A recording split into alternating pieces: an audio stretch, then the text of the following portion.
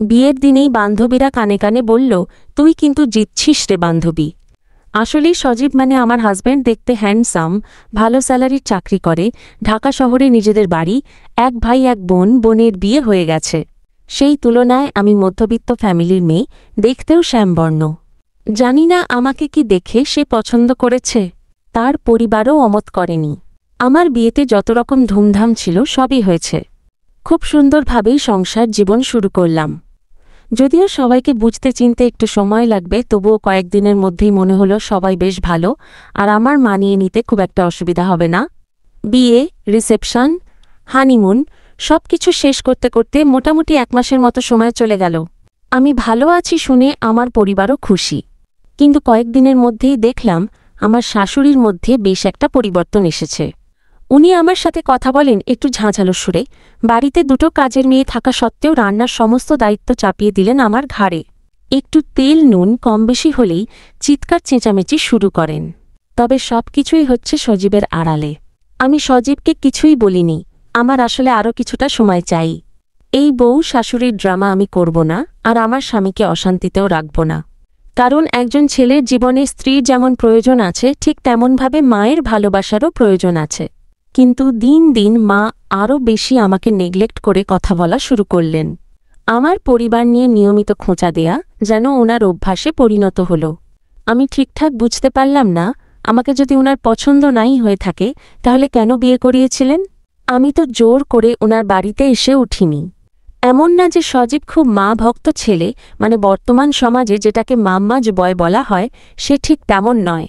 তবে মা বাবার খোঁজ খবর ঠিকঠাক মতো নেয়, তাদের দায়িত্ব পালন করে, ঘুম খাওয়া ঔষধ সবকিছুর খোঁজ খবর রাখে। আমি চাইলেই কথাগুলো তার কানে তুলতে পারি এবং তার মন বিষাক্ত করে দিতে পারি। এতদিনে অন্তত এইটুকু বুঝেছি যে সে আমাকে অত্যন্ত ভালোবাসে, আর এই ভালোবাসার মানুষটাকে আমি কোনোভাবেই কষ্ট দিতে চাই না। কিন্তু মানুষের সহ্যের সীমা থাকে। ধীরে ধীরে আমার জীবন বিষাক্ত হয়ে উঠছিল।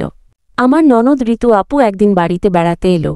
আমি আর ওই বাড়িতে ফিরে যাব না মা, কাঁদতে কাঁদতে বলল সে।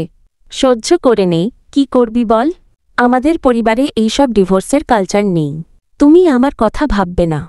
আমি আমার শাশুড়ির অত্যাচার আর সহ্য করতে পারছি না, এখন তো সে আমার গায়ে হাত তোলে। রাশেদকে বল সবকিছু, শাশুড়ির উত্তর। আমি কি কম বলেছি? সে বিশ্বাস করে না, কারণ তার মা তার সামনে আমার সাথে কিছুই করে না, বরং খুব ভালো ব্যবহার করে। সে বের হয়ে যাওয়ার পরপরই আসল রূপ দেখায়।